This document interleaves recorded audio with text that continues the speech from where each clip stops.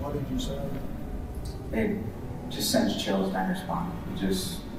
Every time you hear it? Every time. Sometimes you think about it and you don't have this on. It Yes. sends a chill down your spine. Yes. Why is that? It's a parent grieving for the loss of the child.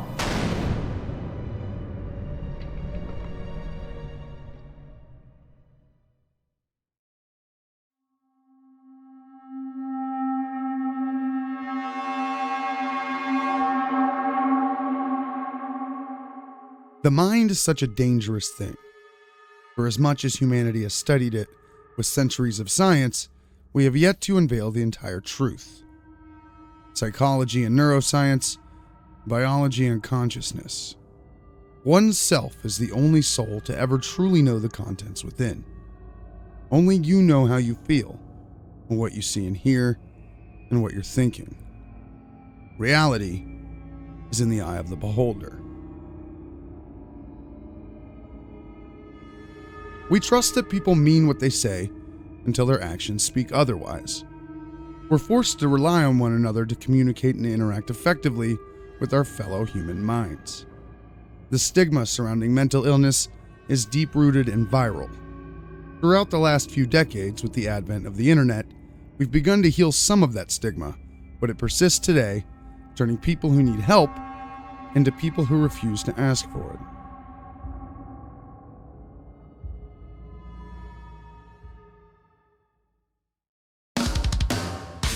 Ladies and gentlemen, boys and girls, children of all ages, this is the Hawk and Load Case Files, and I'm your host, Hawk and Load. Today I aim to explore a case that I found particularly conflicting. It's a story of atrocity and heartache, but also one of intrigue. The subjects of today's case are harrowing examples of the many types of minds that we can possess. A mentally ill man in a spiraling world of delusion and anger. A caring and passionate child on the edge of her life, and a loving father, intelligent, compassionate, and traumatized. And then there's you and I. Which state of mind will we have at the end of our story? What kinds of feelings and emotions will we be capable of? I guess we'll just have to wait and find out.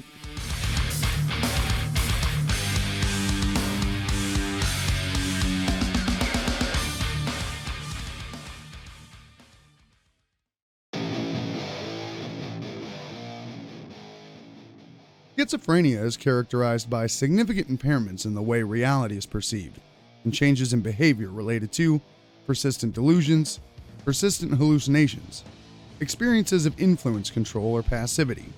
For example, believing that someone is broadcasting thoughts into your head, or believing that someone can read your mind. Disorganized thinking, highly disorganized behavior, and a few other life-impairing symptoms. Schizophrenia affects approximately 24 million people, or 1 in 300 people worldwide. This rate is 1 in 222 people among adults, and it is not as common as many other mental disorders. Onset is most often during the late adolescence in the 20s, and the onset tends to happen earlier among men than among women. 1/3 of people who suffer from schizophrenia recover from it entirely and go on to lead normal lives. Unfortunately, the stigma attached to this rare mental disorder is rampant. Many high-profile violent crimes are perpetrated by paranoid schizophrenics, leading to a zeitgeist of connecting all who suffer to the idea of violence. I gave you this little science lesson in hopes that you can go into this story a little bit more knowledgeable than when you started. I also want to be clear that most people who suffer from paranoid schizophrenia are not violent people, and I in no way want to contribute to the stigma with my commentary or my showcasing of Kody Lott. Kody Lott was a young man treating his diagnosed schizophrenia and bipolar disorder with a cocktail of recreational drugs and obsessive thinking. Ultimately, his violent thoughts led to a harrowing afternoon on September 2nd, 2016 in the city of Wichita Falls, Texas.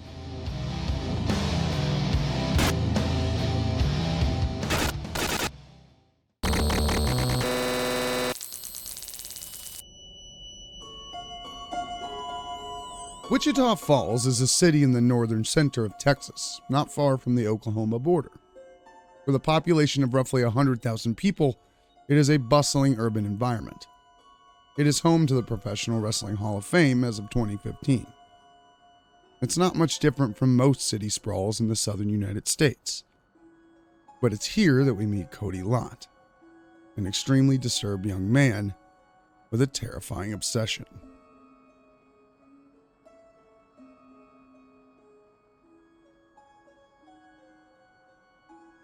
Kody Lott was born on January 7, 1996, to his mother Christy and father David Lott. He spent a great deal of his childhood in nearby Ringling, Oklahoma, right across the border from his hometown of Wichita Falls. His father said that his son was an exceptional and kind young boy who got good grades in school and socialized well. David says that after the divorce from his wife Christy, Kody's behavior took a turn for the worse. He became increasingly violent, and the behavior only spiraled after he began experimenting with illegal drugs at the young age of 13. Lott began attending Archer City High School in 2010, where he met and began dating a classmate, Haley Clayton. Their relationship lasted around 2 years, during which Lott was violently abusive, choking her with seatbelts and pushing her downstairs. In 2012, Haley moved to Colorado to begin living with her mother. Kody dropped out of school to make the move with her, but was sent back to Texas after Haley's mother witnessed the abuse of her daughter. This seemingly marked the end of their relationship, with Haley moving on and meeting another man. Kody, however, refused to leave her alone, even after she'd had a baby and was later engaged. He began stalking and harassing her and her fiancé. Haley didn't move back to Texas, fearing that Lott would kill her. Lott would send threatening messages to her, exclaiming that he wanted to torture her and her child to death in front of her new man. He continued this harassment all the way up to and including the day of his heinous act.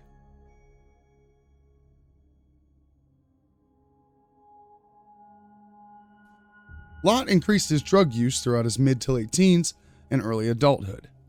In 2014, he was arrested 4 times for drug possession and property theft. After a standoff with the police in 2015, Lott was forced into a mental health evaluation where he was diagnosed as bipolar and paranoid schizophrenic. Evidence of his illness can be found on his now dormant Facebook page, sharing things like articles connecting historical mass shooters to the Illuminati. Some of his paranoid delusions and racism can still be seen today among typical stoner culture posts and comments. By 2015, Lott was living in a Wichita Falls apartment with his mother and stepfather. From his room, he would see the children from the local middle school walking home at the end of each day. Among these children, he noticed a 13-year-old Lauren Landavazo. Unknown to the world around him, it was her that would become the subject of his obsession.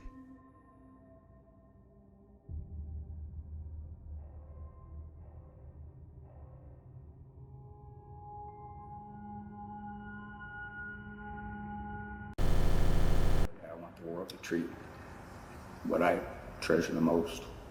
It's my children, my daughter. You'll never know the treasure, the greatest treasure, the only thing that matters in life. It's not material things, not titles, not wealth. It's not power. It's love, and there's no greater love than the love of parents and children, between parents and children.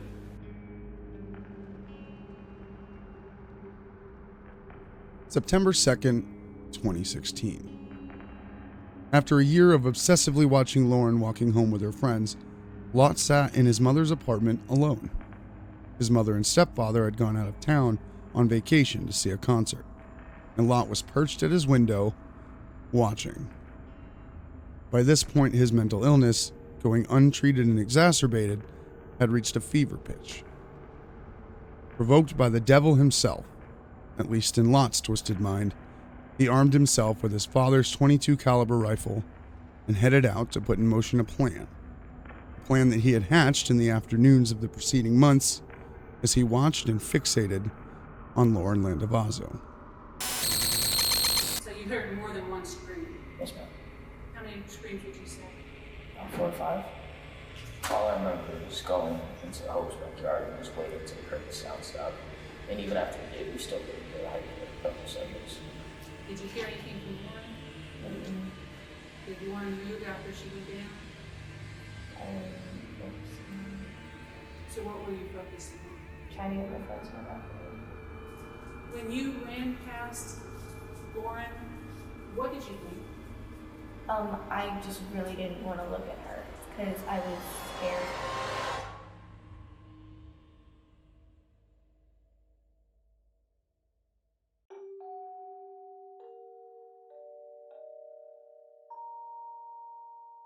In the early afternoon, as Lauren Landavazo walked home down a pedestrian footpath in tandem with close friends Michaela Smith and one other girl, a black SUV pulled out in front of them, blocking their way.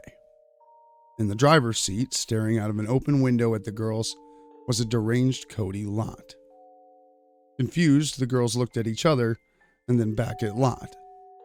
As they did, Lott pointed a .22 caliber rifle out of the window and opened fire. Michaela Smith then locked eyes with Lott before he pulled the trigger once, striking the terrified teenager in the chest and critically injuring her. His target was the helpless Lauren, who was now awkwardly laid on the pavement with her school binders still wrapped in her arms. And he pointed at me, and as I was moving, I got hit, and I thought I got hit in the middle of my chest, and I couldn't breathe. And after everything, all this, there were no more shots, and we stopped running, and we all turned, and the car was gone. And I was kind of making head counts, and I didn't see one anywhere. Kind of I was scared because my friend, I wanted her to get here quick, and I was walking. I didn't want to go over to her because I thought it would make it worse than she already was. So I kept my distance, and that's when a man jumped over the fence, and he came over to me and he was telling me to sit down. As Kody Lott sped away from the scene, the reality of what had just happened set into everyone who had just witnessed it. Other children not far behind Michaela and Lauren began to run, hide, and call for help. Nearby, Army and Navy veteran John Lewis began to triage the situation. After determining that Lauren couldn't be saved, he attempted to tend to young Michaela Smith.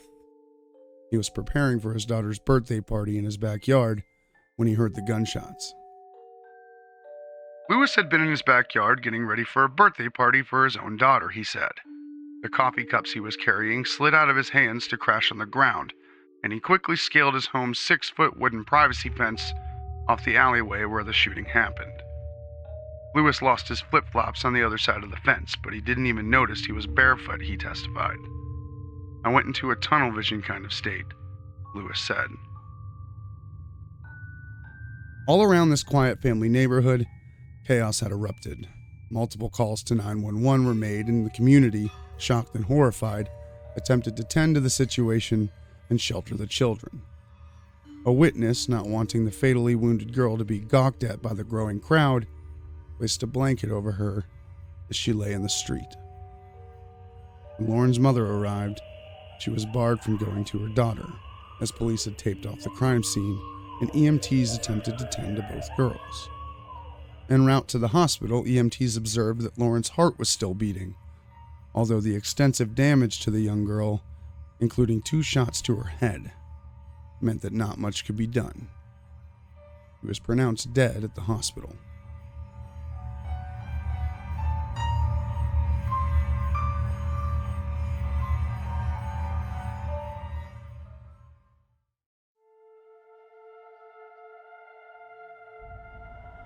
Authorities were on the hunt for Lauren Landavazo's killer. A bolo was put out for a gold SUV, and a basic description of the suspect was given to the public. After the shooting, Lott attempted to dispose of the gun by hiding it in a location some distance from his house. He then made his way back home, but as he sat in the empty apartment thinking about what he had done and where he had hidden the gun, he became increasingly paranoid that his father would return and be furious that the gun was missing. Lott embarked back out to retrieve the gun. He wrapped it in a jacket, placed it in his gold Chevy Tahoe, and made his way back to the apartment. As he did, he passed by a memorial being held in Lauren's honor. Once he arrived, he grabbed the gun, barely obscured by the wrapping, and hurried inside. As he later came to find out, he was not unnoticed. Nearby, Joanne Ramirez, having witnessed a disheveled young man in a black SUV passing Lauren Landavazo's memorial gathering and moving a poorly hidden rifle from his vehicle, noted the tag number and performed a search with it. She unlocked the information attached to the vehicle and called a Crime Stoppers hotline. 911, was your emergency? We were driving by the accident that happened at Trinidad and Kingston, and we pulled into a certain road, and it goes to the Fountain Gate Apartments. And there's a kid that just drove up in a Tahoe with shaggy hair and hat, and he got, it looked like a rifle. He had it wrapped in clothes and blankets, and he was trying to get it off in a hurry, and he just went into the apartment. Did you get a description of the driver? He's a tall, skinny white boy with shaggy shoulder-length hair, and he had a hat on with glasses. And it took him a while to get out of the back seat. He was standing there to get something out, and it was a long something wrapped up in blankets and clothes. Okay. And you said it was a rifle, or you just thought it might have been a rifle? It was the way he was holding it, it looked like it was. Once Lott was out driving, he was spotted and stopped by police officers. As they inspected him and his vehicle, they found brass knuckles in his car, an illegal weapon, and that was enough to arrest and detain him. Video and audio of the inside of the squad car showed Lott with his head down, whispering to himself, "Jesus, help me. Forgive me. Jesus, help me." He was taken in and interrogated. Much of the interview early on had Lott denying any involvement with the shooting, but as time wore on and pressure was applied, he attempted to blame his stepbrother for the crime, before eventually cracking completely and admitting to what he had done. He then unleashed his reasoning, which offered a look into the 20-year-old's broken mind. You know, I had to try something else too, because it's like, it's just, all these girls were just ignoring me and disrespecting me, and all I ever wanted was an opportunity to be respectful and treat a girl right, because I knew this girl was going to end up getting raped here in a couple of years, and there's all kinds of evil going on there. So in my mind, I saved her from the evil of this world, and also was kind of a sacrifice to the devil, because I've been talking to the devil a lot, and he's the one that told me to do that, because I was sitting underneath the gun, and I was watching them. I was watching out the window, man, waiting for them she'd be walking by herself every day. So Lauren was the only target in the area. And I saw her walk by with her friends, and they, I'll tell you right now, when I saw her walking the bike lane, I said, oh, hell no, we're not going to go down this path. So I felt something charge me up, and I jumped in my car. And I just met him at that end of the alley, man, and I unloaded on him. Lott states many points of agitation while watching Lauren. He could see that she had a boyfriend, and fixating on that, began to get angry at superficial things like the boy's appearance. A seizure of his hard drives on his computer and phone revealed Lott to be in possession of quite a bit of child pornography, adding to his list of charges. It most likely isn't a surprising revelation, given his romantic obsession with a 13-year-old girl. The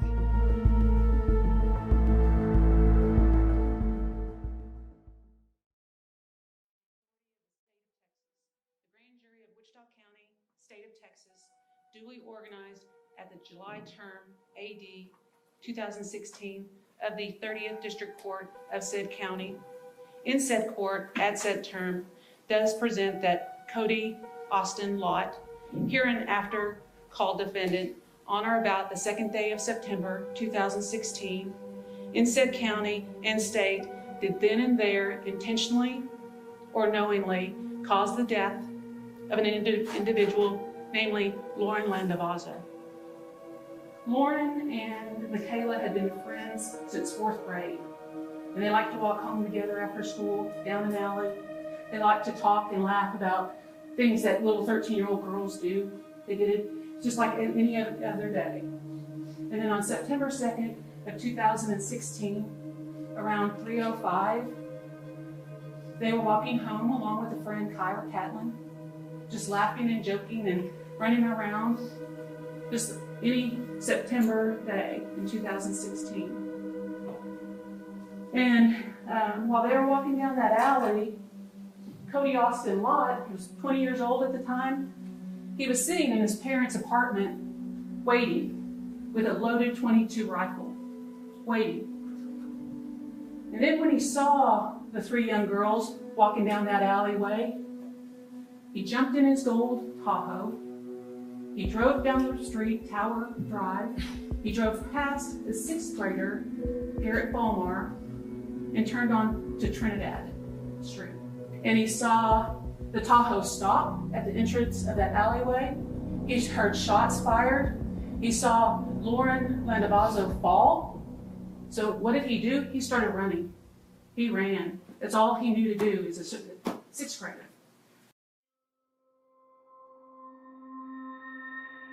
Nearly 2 years after the murder of Lauren Landavazo, Kody Lott's trial was set to begin. Due to the heavy media coverage, the trial was held in a separate county to ensure a lack of bias from the jury. Prosecutors open with a recap of our timeline and appeal to the emotions of the jury. Lott's defense, however, argued mental illness. The argument wasn't baseless, as part of the reason for the trial's late start was due to Lott being deemed unfit to stand trial. While in custody, he began treatment for his schizophrenia and bipolar disorder. We're going to call Dr. Falls to the stand. He's a psychiatrist who's board certified in forensic psychiatry, general psychiatry, and addiction medicine. He's here to help give you a better picture of Kody Lott and his mental illness, of the severity of that mental illness, of the delusions, the hallucinations that come along with that mental illness. And he's here to shed light and give you evidence of Kody's exact state of mind at the time of the shooting, which is at issue in this case. The defense relied on their star witness, Dr. Brian Falls, to attempt to argue insanity and mental illness at the time of his heinous offense, taking great care to stray away from the emotions of the situation. Bravely testifying to the events of September 2nd, 2016, many of the child witnesses were called to the stand. Among them was a shaken Michaela Smith, recounting her harrowing experience. She explains that, even having been shot herself, her first concern was for Lauren. Like the children, many other witnesses testified to the events of that day, all of them choking through emotional words. The trauma of that day was felt through their statements. The residents of this neighborhood in Wichita Falls were changed forever by the actions of Kody Lott and his delusional mind.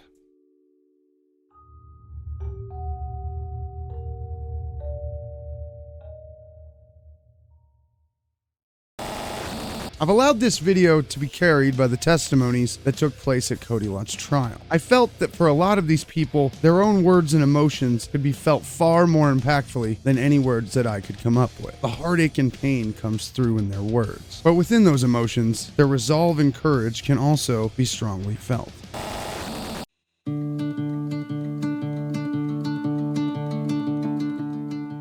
Of those that testified, Lauren's father, Vern Landavazo, showed not only an eloquent ability to speak, but an amazing capacity for compassion. Vern is by far one of the most compelling people I've witnessed in these studies of true crime, and is ultimately why I chose to make this video. Vern Landavazo, with his words, becomes an avatar for those hearing them. You connect and empathize with him in a way that truly captivates you. After seeing him lay out his heartache and pain, there's really only one way you can feel about Kody Lott. I, at least, was convinced that he was an irredeemably deranged man, lost forever, and undeserving of even an ounce of pity for his situation. A sentiment that Vern Landavazo felt as well, after the first time he laid eyes on him. Kody, look at me. As I sat here and listened to you talk, this first time I'd ever heard your voice, The only time I had ever seen your face before was in the mugshot, and then in the pretrial hearings that we would go to. When I saw you in that mugshot, when I saw you in court, you looked twisted, you looked evil. I had no pity on you. All I could think about was what you took from us, who you took from us. But even then, after all that he's been through, he had this to say. After you went for some treatment while you were gone, while you were being medicated, while you were trying to help you, and when you came back into court for the next hearing after that, when you walked in the room, immediately, I was struck by the difference that I saw in you, that I saw in your face. And as I watched you that day, and I watched you sit in court and listen to the seriousness of what you had done, it seemed to me that you had finally had a realization of what you had done. And to me, you looked like a scared, lost little boy who was grasping for hope. I couldn't help but be touched by that, but to feel pity for you. For Lauren Landavazo to get up in front of a room full of lives that were forever changed by Kody Lott that day and describe his change in judgment has to be one of the most commendable things I've ever seen. Vern is such an amazing human being, an upstanding man, and a wonderful, loving father who deserves nothing but the peace of mind that he is forever to be without. Despite myself, I felt ashamed of myself. I felt ashamed of myself for feeling pity for you. I didn't even tell my wife, I didn't tell Bianca that I felt that way. I didn't find out till last night that Bianca also that day felt those same things. I was too ashamed and too embarrassed, please look at me, too ashamed and too embarrassed to tell me.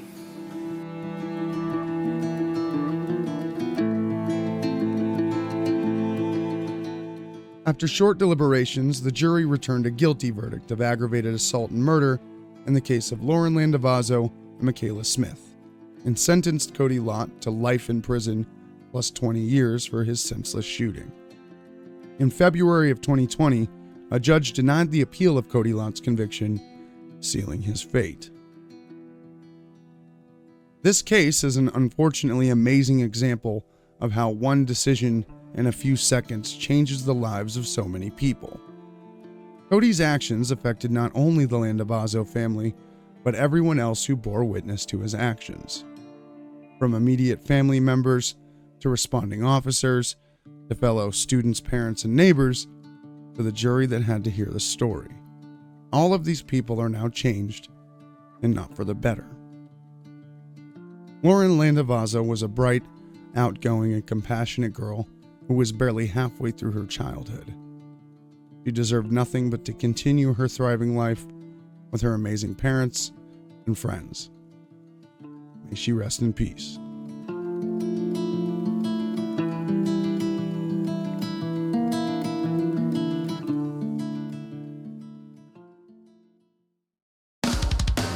And that, my friends, was the twisted case of Kody Lott. A mind broken and delusional leads to the senseless death of a Wichita Falls teenager and changes the lives of everyone who saw it happen. It is a case that I still can't fully make up my mind on. But one thing is for certain, justice was served for Lauren, and the public is better off with Kody Lott behind bars. Ladies and gentlemen, if there is a person, subject, or shit show you want me to cover, leave them down in the comments. I'm also very interested to hear what your thoughts are on this case, so leave them down there as well. If you like the video, and subscribe for more true crime. This has been the Hawk and Load Case Files.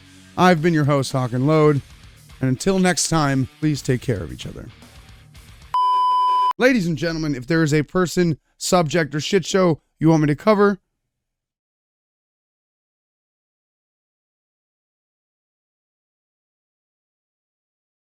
holy shit.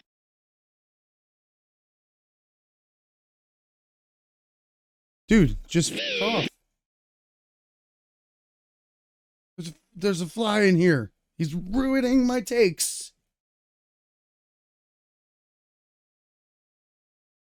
Oh boy. All right, we'll put that in at the end for the bloopers.